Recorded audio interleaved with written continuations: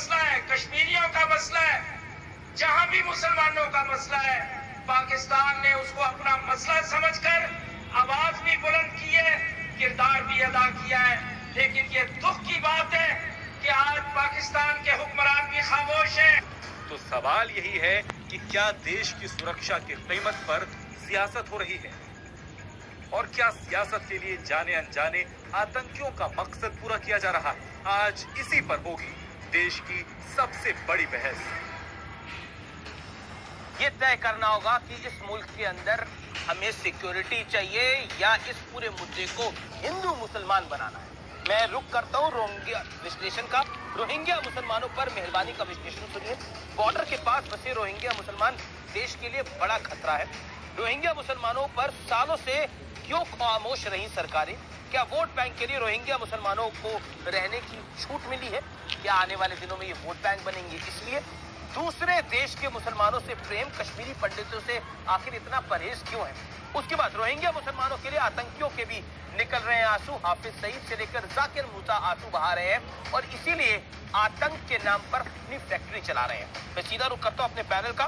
मेरे साथ आज की इस बहस में डॉक्टर संबित पात्रा है, जो कि भारतीय जनता पार्टी के प्रवक्ता हैं, नेता हैं, अपना व्यू पॉइंट रखेंगे। अखिलेश प्रताप सिंह है, कांग्रेस के बड़े नेता और प्रवक्ता, अपना व्यू पॉइंट रखने के लिए बाबर कादरी है, अलगाववादी नेता, कश्मीर से मेरे साथ जुड़ रहे हैं। ये भी रोहिंग्या मुसलमानों के लिए काफी दर्द रखते हैं।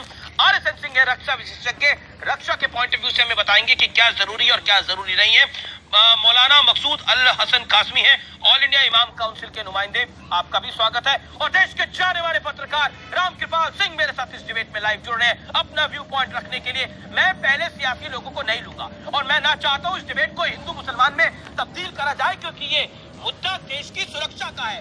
दो बड़े आतंकी हाफिज सईद और जाकिर मूसा खुलकर नाम ले रहे रोहिंग्या मुसलमानों का, और हम क्यों इस पर बार बार पर्दा डालना चाहते हैं? RSN सिंह, मैं आपकी बात 30 सेकंड में आता हूं और 30 सेकंड में आप अपनी राय दीजिए। रोहिंग्या मुसलमानों को क्यों भारत से जाना चाहिए? 30 सेकंड अपनी बात रखिए।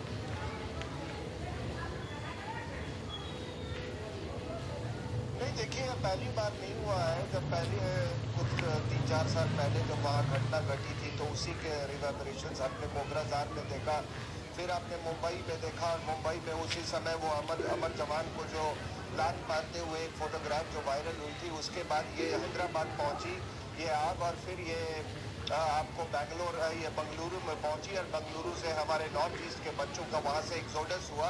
तो आप खतरा खुद समझ रहे हैं। ये जाकिर मूसा बिल्कुल सही बोल रहा है।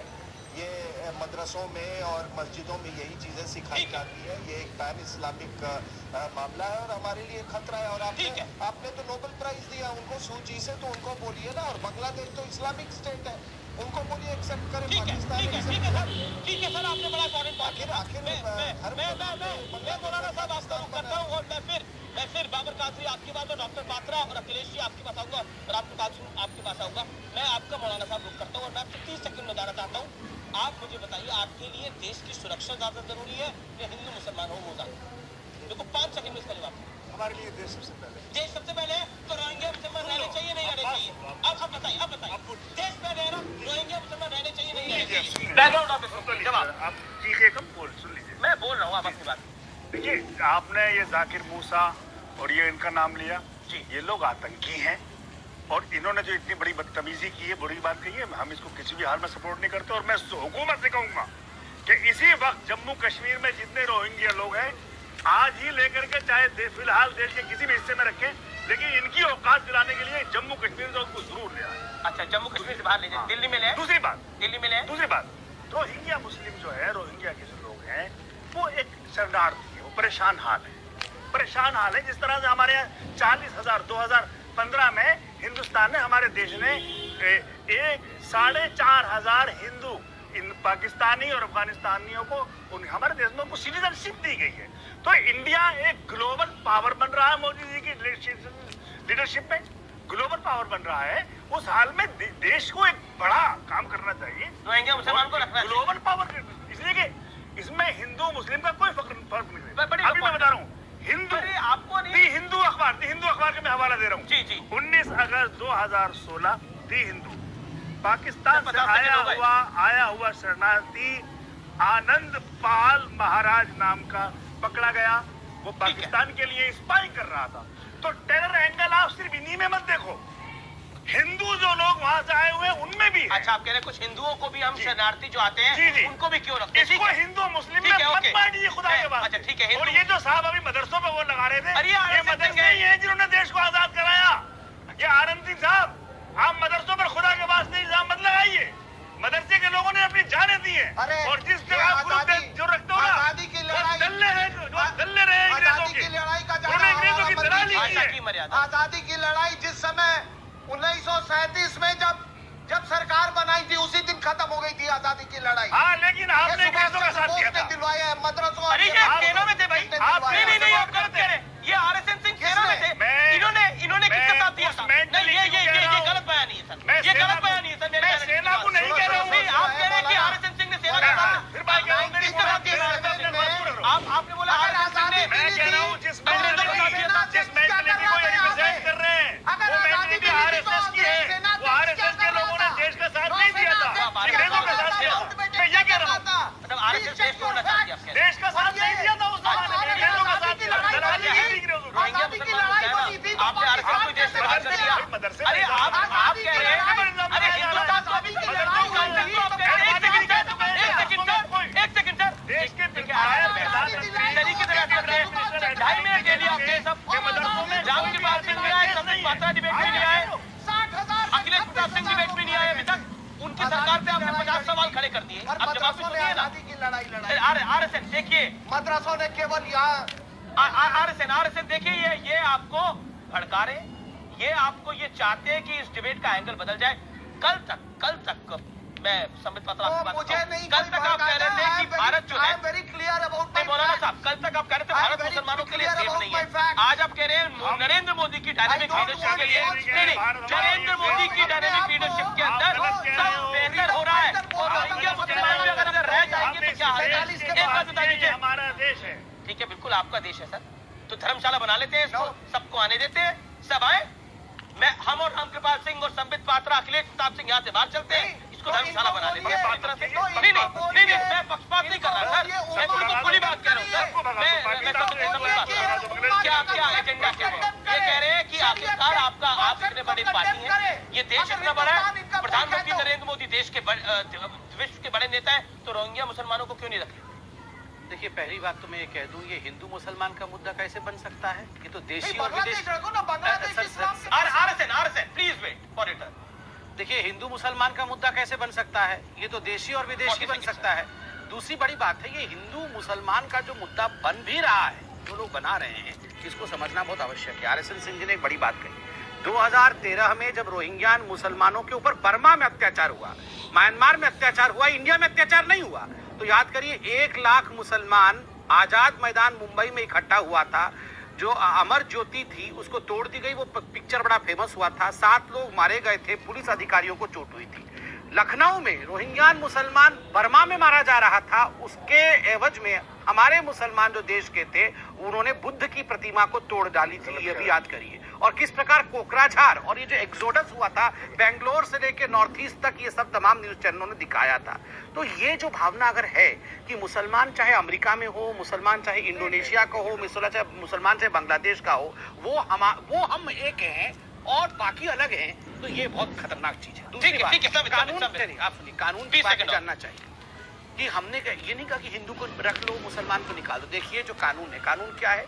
फॉरेन एक्ट और पासपोर्ट एक्ट क्या है? उसके अंतर्गत है कि आप अगर रेफ्यूजी बनने के काबिज हैं, आप फुलफिल करते हैं, क्या कानून है उसमें? आपके पास एक वैलिड पासपोर्ट होना चाहिए, जिसको ट्रैवल डॉक्यूमेंट कहा जाता है। तब आप अप्लाई करेंगे तो 5 वर्ष तक आपको देश में रखा जाएगा। बहुत अच्छा करेंगे तो उसको एक्सटेंशन दिया जाएगा। आपकी सरकार की ऑफिशियल लाइन है, किरण रिजिजू का बयान है ट्विटर पर। हाँ, तो इनके पास तो है ही नहीं ना। नहीं, रोहिंग्या मुसलमान बाहर जाने चाहिए, तो इनका पासपोर्ट नहीं है ना। ठीक है, तो सुनिए, अगर इनके पास पासपोर्ट होता तो देखते। ये तो इलीगल माइग्रेंट है, तो जो भी इलीगल माइग्रेंट हैं, ठीक है, हमने तो अपने मैंडेट में कहा था कि हमने अपने मैनिफेस्टो में कहा था कि इलीगल माइग्रेंट्स को हम आइडेंटिफाई करेंगे और डिपोर्ट करेंगे। हम आइडेंटिफाई कर रहे हैं, डिपोर्ट कर रहे हैं। अब कांग्रेस को और मौलानाओं को इतनी मिर्ची, मैं कांग्रेस का रुख करता हूँ, ये कांग्रेस को और मौलानाओं को, मैं कांग्रेस का रुख करता हूँ। हमारे सरहद पर हो गया ना, ये लोग क्यों इन्फिल्ट्रेट कर रहे हैं? क्या हिंदू बुलाया था इनको? अरे रेफ्यूजी क्यों बुलवा दिया करता है क्या वो? अरे आपने क्यों? अरे आपको पता नहीं है रोहिंग्या मुसलमानों को क्यों बुला दिया देश में? अखबार हिंदू मुस्लिम झगड़ा कराने के लिए, आपको सियासत चमकाने के लिए, आप बताइए वो वोट हासिल करने के लिए। रोहिंग्या मुसलमान आपके भाई हैं या मैं आपका भाई? कैसे आ गए वो? ना रोहिंग्या कैसे आ गए वो? तो भगा रहे हैं ना। कैसे आ गए तो वो? कांग्रेस के समय आए थे, पूछिए। अरे अखिलेश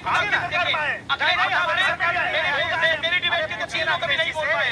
आपके प्रिय अखिलेश जी और आपके प्रिय राहुल भैया के समय वो आ गए थे, आप जा रहे हैं। ठीक है, अखिलेश जी का रुख करता हूँ। अखिलेश जी, सारी बातें एक तरफ, मैं ये जानना चाहता हूँ कि इस पूरे मसले के अंदर शशि थरूर को क्या कूदने की जरूरत है? रोहिंग्या मुसलमानों का मामला था, शशि थरूर क्यों कह रहे हैं कि भारत को बड़ा दिल दिखाना चाहिए और रोहिंग्या मुसलमानों को अपनी परंपरा के मुताबिक यहाँ पे रुकवाना चाहिए? ट्वीट करा शशि थरूर ने, आपके सामने। कांग्रेस के नेता है, विदेश मंत्री रहे, विदेश राज्य मंत्री रहे। समय दीजिएगा निर्बाध रूप से बोलने के लिए। बिल्कुल बिल्कुल सर, 50 सेकंड आप। पिछले कई वर्ष, पिछले कुछ दिन, जब से माननीय मोदी जी की सरकार आई है, तब से टीवी चैनलों पे अधिकांश 70% टाइम कम्युनल एजेंडे पे जाता है। कैसे वोट को पोलराइज किया जाए, कैसे ध्यान भटकाया जाए, कैसे हिंदू मुस्लिम लाया जाए। बीजेपी के लिए मुस्लिम आतंकवाद पाकिस्तान सिर्फ एक वोट का मुद्दा। अगर ये नहीं रहेंगे तो बीजेपी वोट किस पे मांगेगी? ये करें ना। ये तो कश्मीरी पंडित भी बसा रहे थे, अभी तक बसा क्यों नहीं दिए? ये कुछ नहीं करेंगे। माननीय मोदी जी जा रहे हैं म्यांमार 5 तारीख को 3 दिन के लिए। वहां के राष्ट्रपति के बुलावे पे जा रहे हैं, बायलैटरल टॉक्स होंगी। इस पे एक बहस कर लें, इस पे निर्णय कर लें और जो करना है वो फाइनल कर दें, पहुंचा दें सबको वहां। देखता हूँ आप नहीं रखना चाहिए, इतना तो बता दीजिए। यही आतंकवादी जिसको बताते थे, आतंकवादी रखना है नहीं रखना है, के साथी आतंकवादी के गुरु। अखिलेश जी, रखना है नहीं रखना है, वो यही कश्मीर में ये तो करेंगे। जिसके बीच में पीड़ित मत होइए, बीच में पीड़ित मत होइए। जिसकी सरकार है वो निर्णय ले, क्यों हो रहे हैं? जो निर्णय लेना दोनों जगह इनकी सरकार है और यही कश्मीर में इनकी सरकार है। बीच में मत चिल्लाइए, भों मत करिए, बीच में खामोशी से बैठिए। मैं बीच में नहीं बोलता, उनके का मामला रखिए। परेशान क्यों है? सब चैनलों पे आया करिए। ये आप इतना बता दीजिए। हाँ, सुनो मेरे 20 सेकंड का मौका दीजिए। सुनो। अरे सुनो, खामोश होकर के। कश्मीर में बहुत खामोश हो गए। तिरंगा लेके चलने वाला कोई नहीं मिलेगा, लेकिन कुर्सी चली जाएगी कश्मीरी पंडित उस के पे विषय में नहीं बात बोलेंगे। करेंगे। ये दोनों और हम करके सुनते वर्कर रहेंगे जो हमारे हम इनको नहीं मोदी के सुनने का भक्त वक्त आ गया है, कि वो काम करने का वक्त आ गया है। अखिलेश जी लोग दहशत फैलाते हैं। अखिलेश जी यहाँ पे राम साहब को लेता हूँ। ये कौन बीच में रो रहा है, विलाप कर रहा है? ये बीच में कौन विलाप कर रहा है आतंकवादियों के तरह से? वो एक आतंकवादी को दिखाया अपने, उसी तरह से ये कौन आतंकवादी? देखिए, मुझे लगता है कि हम डिबेट को डिबेट की तरह करें। जब कश्मीर में आपकी सरकार कर रहे हैं, वहाँ की मुख्यमंत्री कहती है कि तिरंगा उठाने वाला कोई नहीं है। ठीक है, मैं राम की बात करता हूँ। खामोश रहते हैं क्योंकि उनको बुरा लगेगा, पर आपने ये बताया नहीं शशि थरूर को दर्द नहीं, पूरी बात हो जाने दे। रामकृपाल सिंह, आप एक इंडिपेंडेंट पत्रकार है। मैं आपकी बताऊंगा सर, मैं वापस आऊंगा। रामकृपाल जी अभी तक डिबेट में नहीं आया, बाबर कादरी भी अभी तक डिबेट में नहीं आया। रामकृपाल जी, मैं आपके पास आता हूँ और बहुत सीधा सवाल आपसे पूछता हूँ, क्या ये मुद्दा हिंदू मुसलमान का है या फिर जाकिर मूसा के कहने के बाद, हाफिज सईद के बाद कहने के बाद ये सुरक्षा का मुद्दा है? आप मुझे बताएं। देश का जो कानून है, आप ये बताइए कि मतलब क्या है? सीधी बात है कि जो कानूनी तौर पर जिसको सरकार ने परमिशन नहीं दी, जो कोई व्यवस्था नहीं है, अगर सुरक्षा एजेंसी कह रही है कि खतरा है, तो सरकार कोई कार्रवाई जो भी कर रही है वो अच्छी बात है। सर, आपके ऑडियो में थोड़ी दिक्कत आ रही है, मुझे लग रहा है। मैं दोबारा कनेक्ट करने की कोशिश करता हूँ। अंतराल ले रहा हूँ, लेकिन ब्रेक के बाद बाबर कादरी आपके पास आऊंगा और आपसे सीधा सवाल पूछूंगा कि आप किसकी तरफ खड़े हैं। मुझे पता है आप किसकी तरफ खड़े हैं, लेकिन फिर भी पूछूंगा।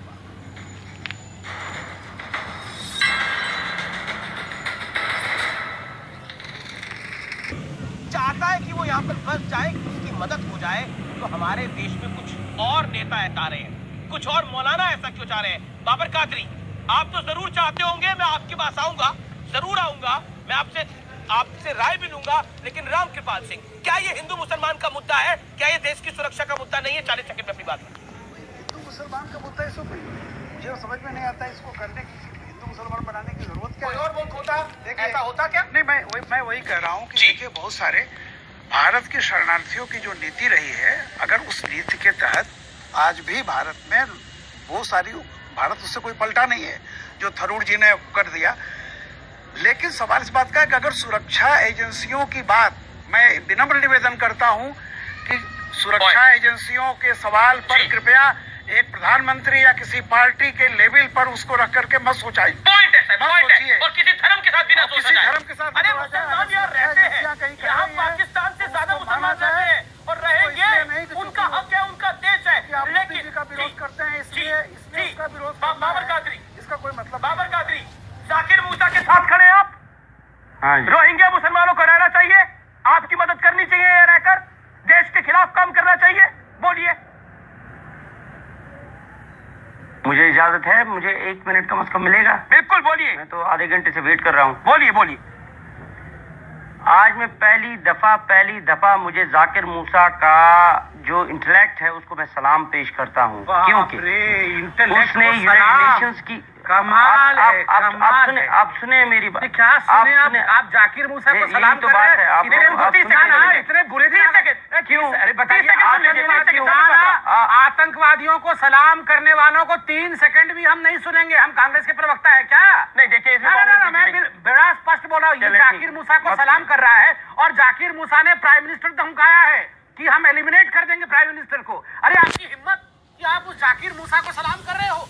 वो कह रहा है वी विल लिबरेट इंडिया, हम इंडिया को आजाद कर देंगे, इस्लामिक देश बना देंगे, हिंदुओं से आजाद कर देंगे। अरे आप सलाम करेंगे और हम बैठ के यहाँ सुनेंगे। अब मीडिया बीजेपी के लिए बना है तो ठीक है। नहीं आप अपनी बात सही। अरे नहीं भैया, बाबर कादरी, एक तो आपके सर्टिफिकेट लेने की जरूरत नहीं है, आपके सर्टिफिकेट लेने की जरूरत नहीं है। ये देश की बात है। अरे मीडिया इस देश की बात करेगा। इंडियन यू आर नो बना है, भारतीय के लिए बना है, भारतीयों के लिए। दीजिए मुझे 1 मिनट तो दीजिए। क्यों बार बार जोड़ा जाता है? आपके पास कुछ कह रहे हैं? अब नहीं, मैं कह रहा हूँ कि बात सुरक्षा एजेंसियों की हो रही है। क्या कहने का अर्थ यह है कि सुरक्षा एजेंसियां भी ये बीजेपी के कहने पर रिपोर्ट दे रही है सारी। तो कह रहे इस लेवल पर मत ले जाइए आप लोग, कम से कम डिबेट को। मेरा ये कहना है कि इसको बीजेपी या किसी पार्टी से अलग। अखिलेश जी नाराज हो गए। मैंने जाकिर मूसा को गाली दिया तो नाराज हो गए अखिलेश जी। मत नाराज होइए। जाकिर मूसा को तो मैं ऐसे ही गाली दूंगा। आप नाराज होते रहिए जितना होना है। क्या नाराज हुआ हूँ? एक तो आतंकवादी का बयान दिखा के उसको हीरो बताया जाएगा। बीजेपी क्या करती है? इंटरव्यू लाती है, वही फिर बोल उस रहे हैं जो इंटरव्यू को आतंकवादी बोल रहा है। दिखवाती है, आप फिर बताइए एक पहले। आतंकवादी बिठाती है, उसको हाईलाइट करने के लिए, फिर उस पर रोटी सेकने के लिए बीजेपी खुद आती है। रोटी सेक रहे ये हैं। है ये राजनीति। अभी तक जवाब दे नहीं पाए बिना कि इसके रोहिंग्या रोटी नहीं मुसलमानों को सीखेगी ना। हिंदुस्तान में रहना है या बाहर बिना जाना इसके है। रोटी नहीं इसलिए सीखेगी। ये रोटी सेक रहे हैं। और हिमायतियों को चैनल पे क्यों आतंकवादियों के हिमायती को चैनल पे बुलाते हो? क्यों आतंकवादियों का मीडिया तो स्वतंत्र है। हो? मीडिया तो स्वतंत्र है अपनी बात रखने के लिए। मीडिया स्वतंत्र है शेयर रिपोर्टिंग करने के लिए। और आप कह रहे हैं कि सरकार अपने खिलाफ धमकी दिलवाती है और फिर उसको जाकिर मूसा सरकार का आदमी। ये कैसा आरोप है अखिलेश प्रताप सिंह? जाकिर मूसा के सरकार का आदमी है जो निहत्थे लोगों को मार रहा है। जाकिर मूसा अभी सोहरा के अब्बू जान को मार दिया इन लोगों ने। सरकार बनवा रही है वो सब कुछ दिखाने की। क्या अखिलेश प्रताप सिंह का क्या बात है? हमारे प्रधानमंत्री पे उंगली उठा दे। मुझे पहले ही पता है कि आप लोग की डेमोक्रेसी जो है ना, वो बनाना स्टेट की डेमोक्रेसी है।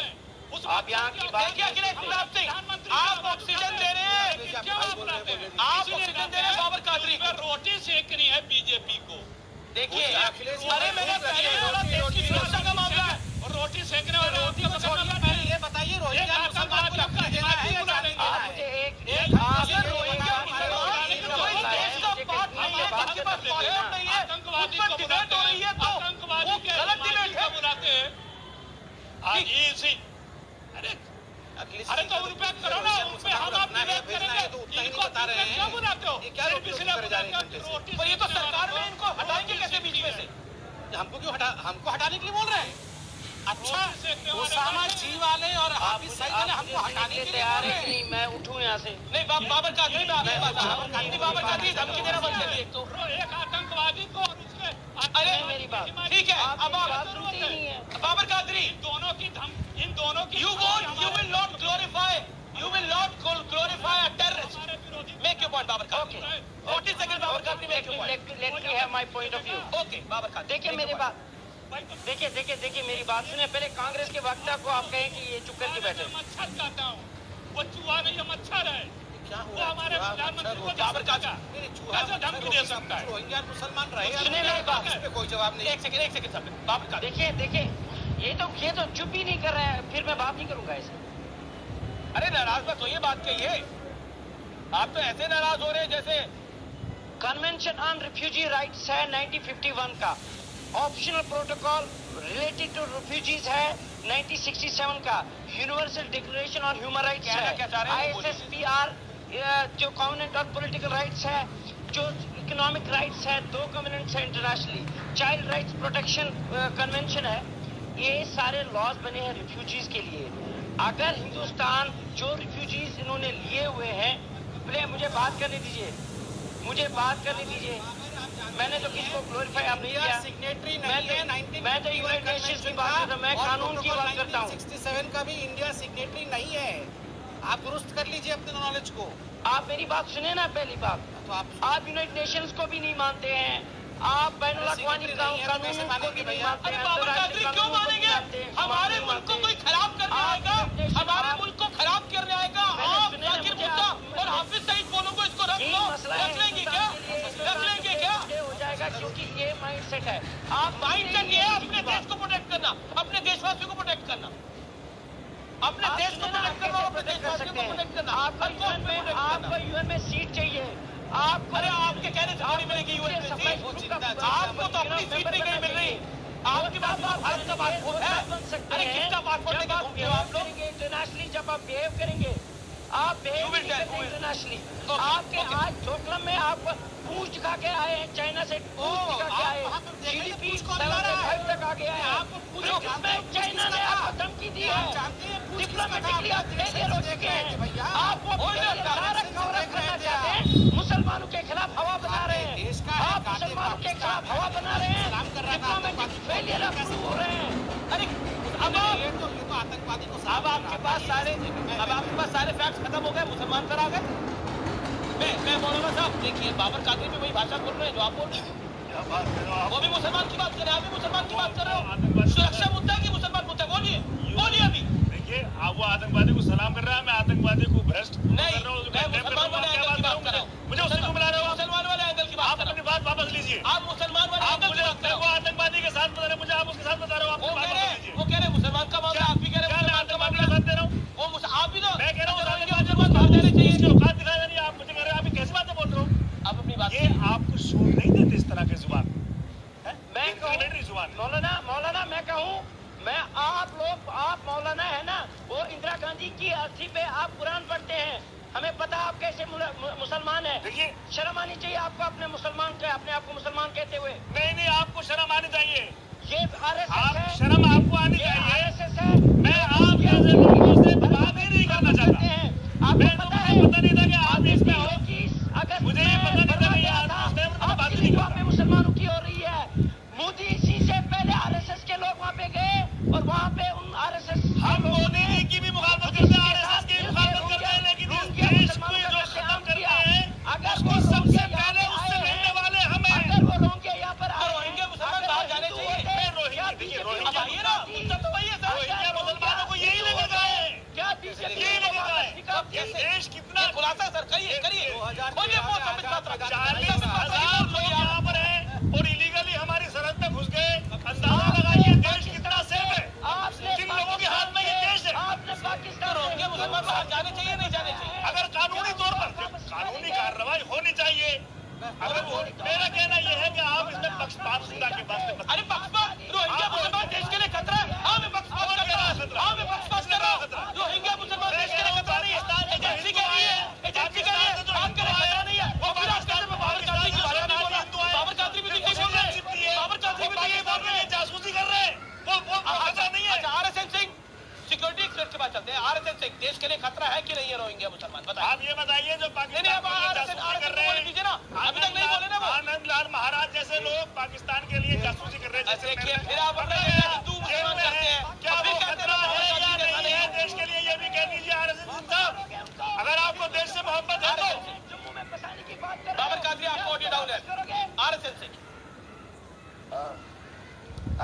आई डोंट नहीं, देखिए ये जो गया में जो ब्लास्ट हुए थे और जब इन्वेस्टिगेशन का वो जांच की रिपोर्ट आई तो उसमें ये कहा गया कि ये रोहिंग्या के रिटेलिएशन में ये हुआ है जो म्यांमार में हुआ, और वो एक्चुअली टारगेट थे वहाँ पे जो म्यांमार के पिलग्रिम्स थे वो थे। तो आप देख ही रहे कि सुरक्षा के अब उसी का आपको मैंने बताया कि किस तरह से वो अमर जवान के ऊपर में वो लात मारते हुए, तो कोई चीज़ अगर वहाँ हो रही है म्यांमार में, तो उस अगर मुंबई में कोई लात मार रहा है अमर जवान और राष्ट्रीय झंडे को, तो सिक्योरिटी प्रॉब्लम तो है ही। लेकिन एक बात देखो, इसके लिए खतरा नहीं है, ये लोग कहाँ बोल रहे हैं अब क्यों डिफेंड करें रोहिंग्या मुसलमानों? भाई मैं ये कह रहा हूँ, अगर आप कह रहे हैं कि गया में पकड़े गए, कितने रोहिंग्या मुसलमानों को अरेस्ट किया आपने इसमें? क्या छोड़ दिया आपने आतंकवादी हमले करने के लिए? आप कह रहे हो कि झूठ में रिपोर्ट है और वो आतंकवादी भी है, मुसलमान थे और वो आपने अरेस्ट भी नहीं किए, मुसलमान नहीं थे, और वो बम ब्लास्ट करने के लिए छोड़ दिया आपने। इंडियन मुजाहिदीन था। आप क्या बात कर रहे हो? इंडियन आप बताइए, आपने पकड़ा नहीं है वो भाई, क्यों छोड़ दिया आपने उनको? क्या बात कर रहे हैं? क्यों छोड़ दिया उनको आपने? क्या बात कर रहे हो? जो जेएनयू में भारत के टुकड़े होने वाले की बातें कर रहे थे, वो लोग भी आपने नहीं पकड़े। कहाँ डाल दिए? मेरा कहना ये है कि घुसाए जाते हैं ऐसे लोग। आप ही के लोग थे, कोई बात नहीं।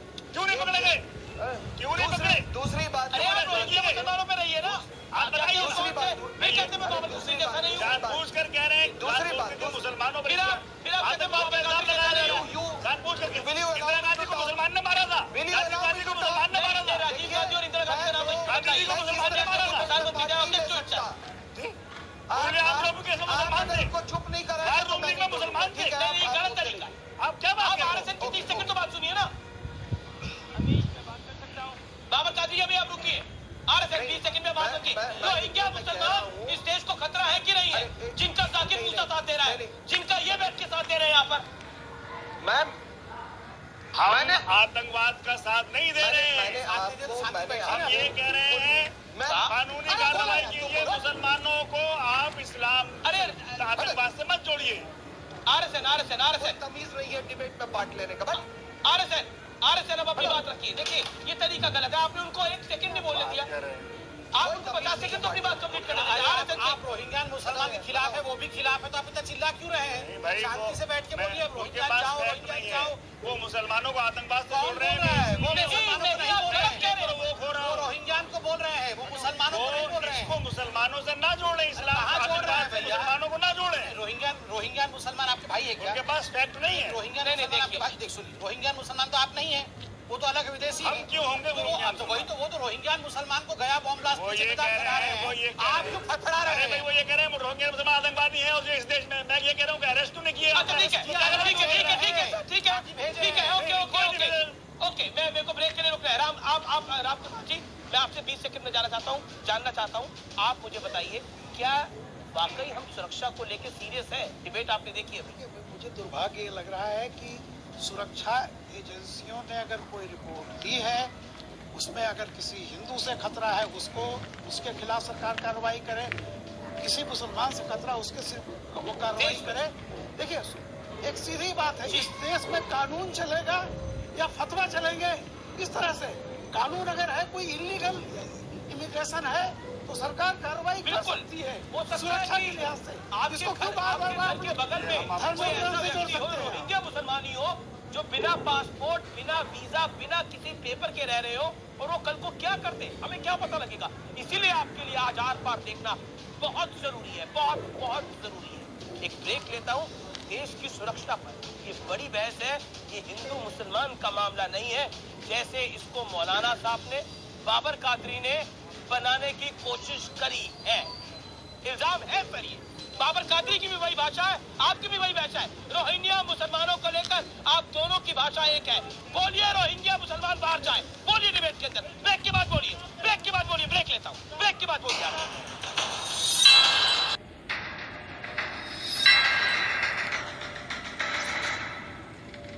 वेलकम बैक, आप देख रहे हैं आर पार, और इस दौर में मैं निवेदन करता हूं कि एक एक करके सब अपनी बात रखें। मैं पहले अखिलेश प्रताप सिंह के पास जाऊंगा, फिर आरएसएन आपके पास आऊंगा, और फिर मैं बाकी लोगों के पास जाऊंगा। मैं अखिलेश प्रताप सिंह आपके पास आता हूं, लेकिन उससे पहले मैं दर्शकों को एक आंकड़ा देना चाहता हूं।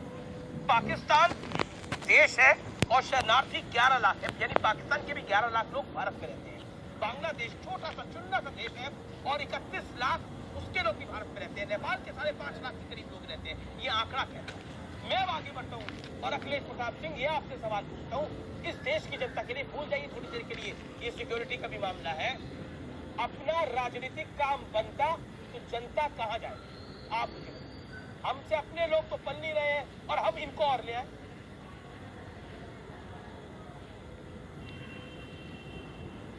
अमीश, आप मुझे लेना चाहते हैं? देखिए अमीश जी, आप अगर आप सवाल करते हैं, जब मैं बोलता हूँ जी तो मेरी कोई बीच में बोलने लगता है और मेरी आवाज को धीमी कर दी जाती है। नहीं, बिल्कुल आपकी आवाज धीमी नहीं करी जाती। आप 40 सेकंड अपनी बात, मेरी आवाज को धीमी कर दी जाती है, वो सुना नहीं देता, दूसरे की आवाज तेज कर दी जाती है। ये नहीं, मेरे पास आप ही का भेजा हुआ ट्वीट है, उस पे है, हमारे पास मैसेज भी आ रहे हैं कि आपके पीसीआर से मेरी आवाज खुद स्लो कर दी जाती है जब बीच में कोई मुझे डिस्टर्ब करता है।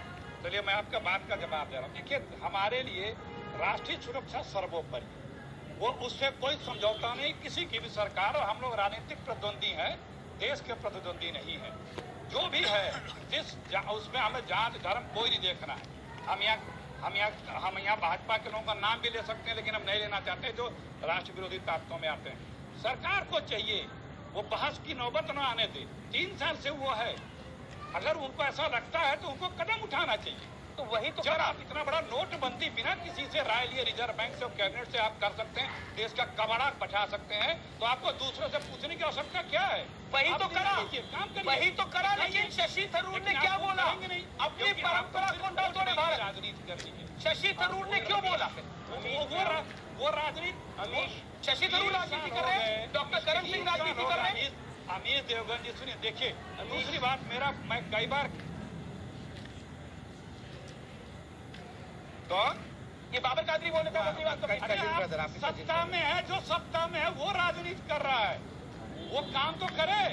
दूसरों को मैंने कहा ना, दूसरों को बोलने है ना, या चिल्लाने की, लोगों को आइडेंटिफाई करके डिपोर्ट करने का ऑर्डर पास किया है, तो आप परेशान क्यों हो रहे हैं? आप बड़े-बड़े शशि थरूर परेशान क्यों हो रहे हैं? बड़े-बड़े निर्णय परेशान क्यों हो रहे हैं? कांग्रेस परेशान क्यों हो रही है? आप एशिया में क्यों नहीं, ये तो बता दीजिए। कंट्री बना दिया माननीय मोदी जी ने हिंदुस्तान को। आप परेशान क्यों? देखिए बीच में आ गए वो मूसा के भाई साहब, मैंने तो मूसा के भाई साहब आपके बीच में बोला नहीं। मुसलमान थोड़ा सुनना सीख लीजिए। हिंदुस्तान को एशिया का पहला करप्ट कंट्री बना दिया माननीय मोदी जी ने। इस पे बात नहीं होगा। हमारी इकोनॉमी को चौपट कर दिया, इस पे बात नहीं होगी। हमारा देश दुनिया का तीसरा करना पड़ेगा। प्रोडक्ट के दाम, पेट्रोल और गैस के दाम, ये पेट्रोल और गैस पर डिबेट नहीं है, पेट्रोल और गैस पर डिबेट नहीं है। सर, मैं आरएसएन सिंह के बाद RSN Singh your turn now. RSN Singh साहब, मैं आपसे सवाल पूछता हूँ, सुरक्षा व्यवस्था की बात हो, आतंकवादी जिसका नाम ले रहे हो, अब भी हमें सोचना और विचारना चाहिए या एक्शन करना चाहिए? क्या मोदी सरकार को एक्शन नहीं करना चाहिए? क्या सोच रही है? शशि थरूर के कहने पर चुप हो जाएगी? डॉक्टर करण सिंह के कहने पर चुप हो जाएगी?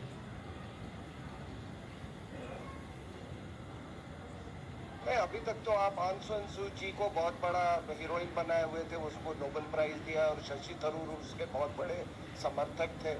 तो सू की का किया हुआ पाप हम क्यों झेले? दूसरी बात ये है कि भाई देखिए, एक बड़ी बहस चलती है कि ये इसको धर्म से मत जोड़िए, इसको मैं बिल्कुल मानता हूँ आपकी बात से, लेकिन जब कोई आइडियोलॉजी वो प्रॉक्सी वॉर का रूप ले लेती है, जैसे मान लो माओइस्ट आइडियोलॉजी, उसमें बहुत सारे हिंदू हैं, तो हम अगर उसके आइडियोलॉजी को, हम अगर सेंट्रल कमीशन उनके डॉक्यूमेंट को पढ़ेंगे नहीं, तो हमको कैसे पता चलेगा कि ये किस आइडियोलॉजी के तहत हो रहा है? ठीक है, उसी तरीके से अगर पूरी दुनिया में जिहाद का ये होगा, यमन से लेके नहीं, एक मिनट, तो बाबर कादरी कुछ कह रहे हैं, बाबर कादरी क्या कह रहे हैं हिंदुस्तानियों का कि एक बार कुरान को तो पढ़ लीजिए आप, उसमें गजवाए हिंद है, पाकिस्तान नहीं है उसमें, इसीलिए पाकिस्तान के खिलाफ इतने बाबर कादरी अपनी बात कहिए आप, 40 सेकंड बाबर कादरी आपकी बात खड़ी हुई है, उसमें गजवाए हिंद है, पाकिस्तान नहीं है। आप ये चुप करें तो ये अभी तो भाग गए थे, अब बात ही करते रहेंगे। नहीं, अब मर्यादा रखिए अपनी बात, मेरी बात। बाबर का अब मेरी बात ये है कि अगर ये बर्मा से भाग गए हैं, पहले आप देखें इसमें आरएसएस का क्या रोल है। दूसरा ये है कि अगर ये हिंदू होते, क्या आप इन हिंदुओं को तब ये अगर ये हिंदू होते क्या तब भी इनको बाहर निकलते? तब आप बात नहीं करते। जब ये हिंदू आप पाकिस्तान से लाए हैं और जम्मू में बसाए हैं, उनको आपने कुछ नहीं किया। बर्मा और म्यांमार में भी आरएसएस का रोल है। इस्लाम के नाम पे तो बांग्लादेश बना दिया, पाकिस्तान बना दिया यार। वाह, बर्मा में और म्यांमार में यहाँ लेके आ रहे हैं, पता नहीं है तो वो उनको बांग्लादेश में रहना चाहिए। बांग्लादेश बना और वहाँ से भी मुसलमान जो है आके हिंदुस्तान में रहेगा, पाकिस्तान से, बांग्लादेश से और म्यांमार से। तो भगाइए ना, सरकार आप भगा तो रहे हैं। ये शशि थरूर पर रो रहे हैं, ये अखिलेश जी रो रहे हैं, हम भगा रहे हैं। हिंदुस्तान का हीरो है।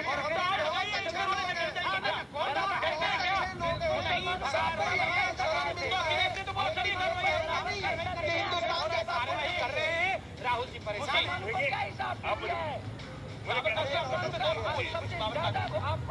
रोहिंग्या मुसलमान जाने चाहिए नहीं जाने चाहिए, सवाल नेपाल से हर रोज गैर कानूनी तौर पर लोग आ रहे हैं। रोहिंग्या मुसलमान लेकर आ रहे हैं।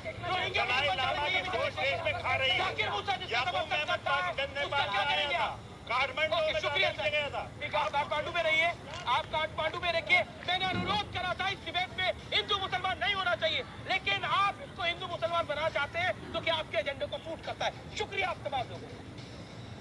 कोई भी गैर कानूनी घुसर है उसको बाहर जाना चाहिए, इसमें कोई दो राय नहीं है। लेकिन जो देश के लिए खतरा हो, कृपया करके तमाम पॉलिटिकल पार्टी, मौलाना पंडित उस पर तो एक हो, नहीं तो ये देश का होगा और आप कहोगे, ये सोच लीजिए। आज का निष्कर्ष है ये। नमस्कार, वक्त है अगली बहस का। रुक करते हैं सुमित अवस्थी।